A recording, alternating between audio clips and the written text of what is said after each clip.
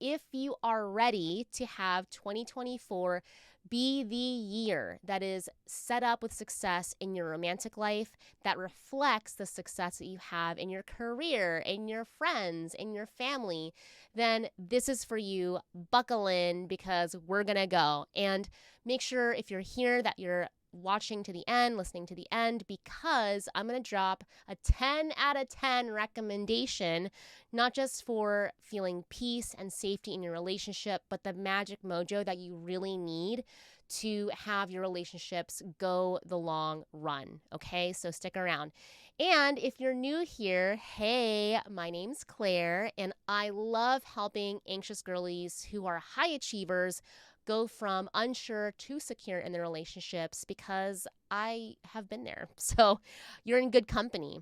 So let's dive in because I want to just go and get you all set up for the new year. All right.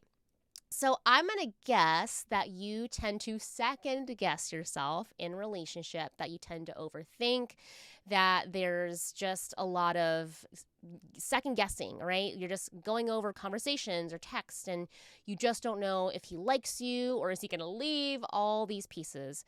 So one thing that's going to help you in 2024 is to, first of all, come up with a list. Now, coming up with a list is something I guarantee that you're really good at, all right? I know my high achieving girlies. I know my clients, all right? You are good at writing your list out. You're good at checking things off. You are GSD girlies, okay? But here is what's missing. That's only half the battle. You have to get in touch with not just the tangible pieces, but you want to get in touch with how you want to feel. And feeling. And I'll be honest, for me, I was not emotionally intelligent. Like, that is just vulnerable for me to admit and to say, but it's just the truth. I thought I was aware of my emotions, but I am now realizing through my awakenings and just spiritual realizations that I had no clue. It's even right now, I'm astounded at how little I knew or understood about my emotions. So writing out a list is only a list. And I guarantee you've written out a list for this before. Am I right? Right? But the piece that I guarantee is missing for you is how you want to feel. And how we want to feel is dictated by how we know our feelings now. We actually have to feel our feelings now and understand them and process them so that we can actually know and move closer to how we want to feel in the future. So I'll just give an example. Back in the day, and I'm sure if I looked at my phone, I could find it, but I had a list. And I just so distinctly remember the night I was out with a girlfriend, we were having dinner, we were going to go hit the bars. And I just remember being so clear that the list wasn't just it. I had to do a self-inventory on how I wanted to feel. What did I want my energy to be? And that was how I closed the gap in meeting my husband. I actually think from the moment, that inception of, oh my gosh, I have to feel this way, I want to feel this way, and I have to start feeling it now. I literally think it was weeks from that moment till I met my husband. I'm serious. So it can happen relatively fast when we combine the power of the list, the self-inventory, but also the feeling. It's like when you marry those two together, you can be unstoppable. So understanding how you feel, developing the tools and skill set for emotional intelligence. Now, I'll also say this, if you're an overachieving, high-achieving girly, I just say this with love, the reason why you're good at being a high achiever and getting things done is because you probably have really not felt feelings. I mean, that's just the truth. When we think about masculine and feminine energy, masculine energy is driven, it's an authority, it's inspiration, but the feminine really is about emotion, it's about feeling. And so this is not good or bad, and every person has both masculine and feminine energies inside of them. It's not a gender thing. But when we tend to be focused on doing and achieving, that just takes up a lot of space. And the key here is having that balance of, oh, I can actually feel my feelings and get things done. And so personally, for me, I was so in that energy of I got to do, I can achieve. I really wasn't allowing myself to be vulnerable, to be familiar with my feelings. They were just something to push aside, to ignore, I don't have time for that. It's not practical. So I invite you, if you tend to be in that kind of energy, then feeling your feelings now is going to set you up to feel what you want to feel later. Okay? So not just the practical and the logical, it's also the felt sense that you want to develop. All right. So the next piece to have 2024 be your year for love is all about having a plan. Okay? I mean, I hope this isn't a surprise, but let's go into some nuance here about what having a plan means. And I feel like this is so simple, but it's not always easy. Where, okay, I'm going to have love. I'm going to find the guy in 2024 in this new year, and it doesn't happen.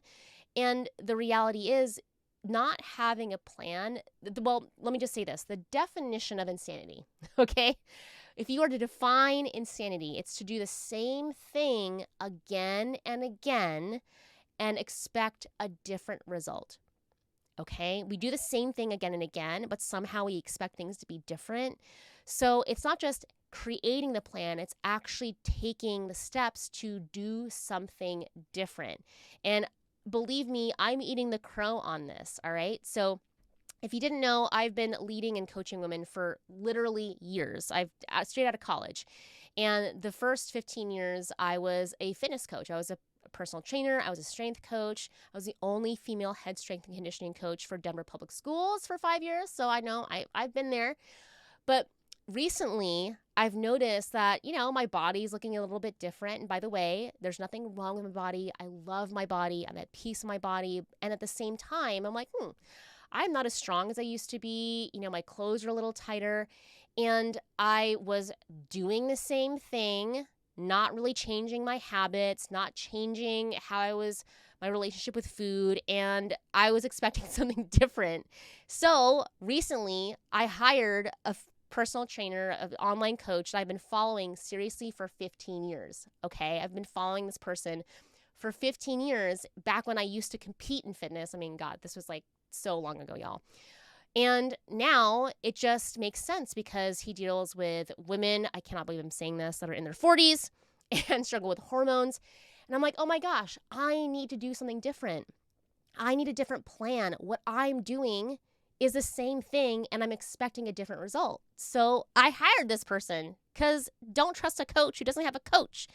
I have lots of coaches, but I realize I'm just sharing this because it's important. It's so important that if things aren't working, you are not broken. There's nothing wrong with you, but maybe it's your plan and maybe it's the support. So I hired somebody because I was doing the same thing and maybe changing things, but it really wasn't working and I wasn't getting a result. So if you want a different result, which is why my clients hire me, that's why they join my programs, that's why they join one-on-one coaching, because they're tired of doing the same thing and not getting a result because their plan isn't working and they needed a different plan.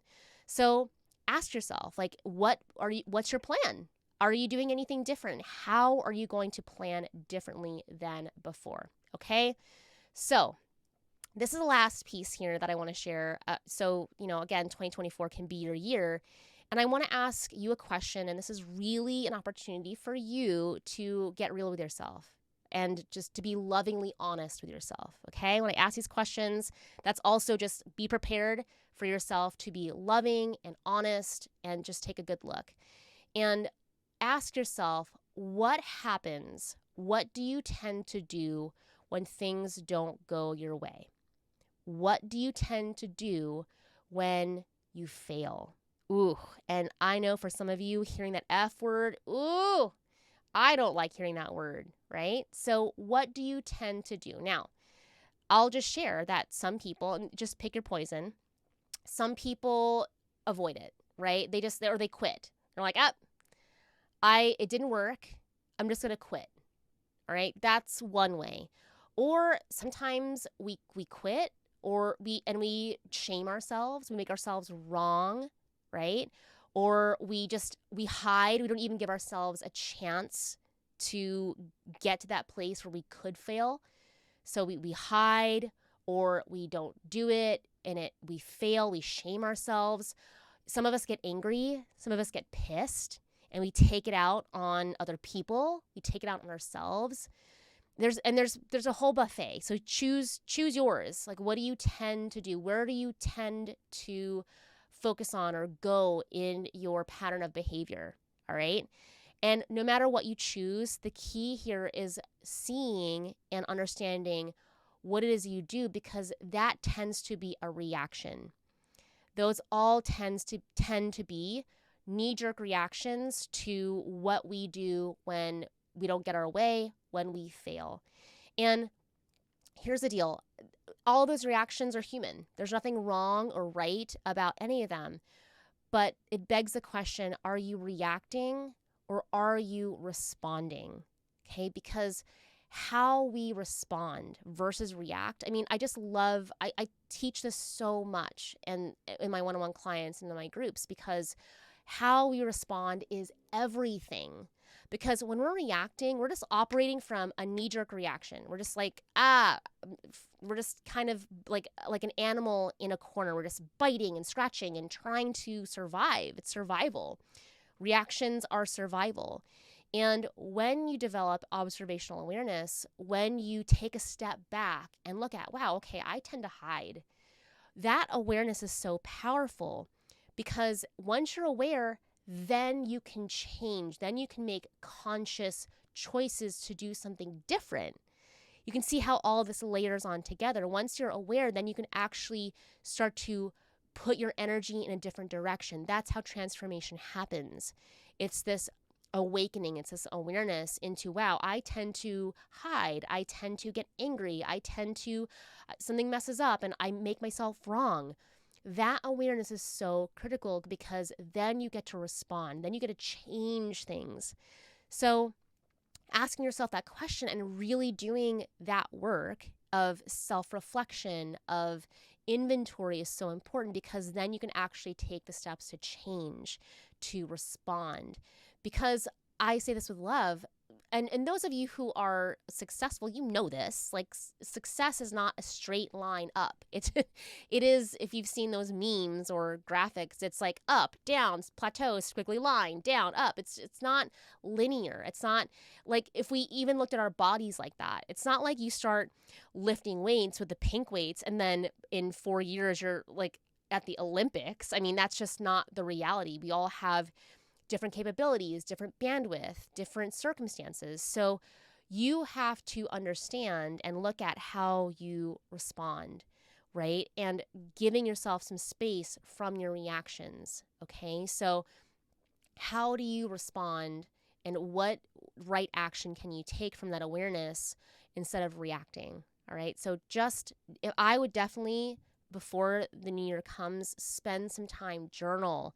If you need journaling prompts, I've got them. I'll put them in the show notes below, so that you can actually start to get clear on what your patterns are and how you react. Taking away the reactive patterns and replacing them with response. All right?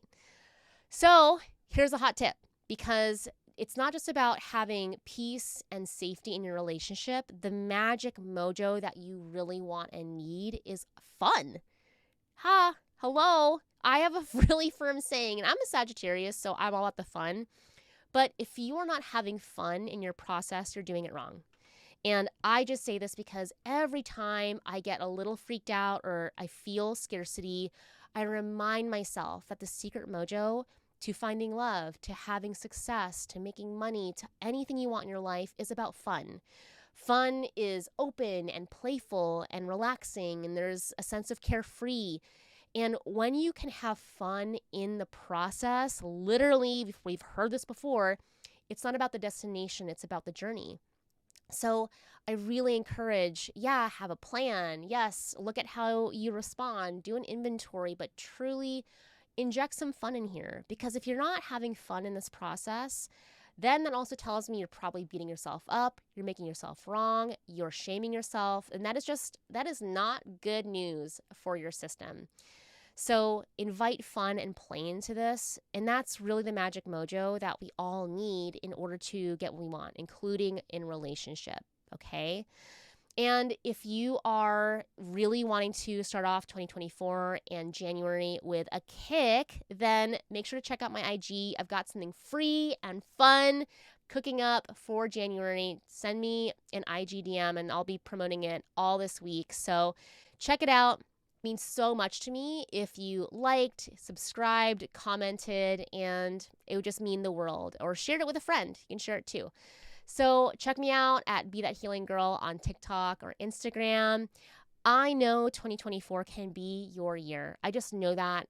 If I would put all my money on that. If you make the choice, if you are conscious with your choices to have fun, to be gentle, to come up with a plan, to respond, that is all necessary for you to have whatever you want. So I love you. Have a great New Year. Stay safe and be well. Mwah.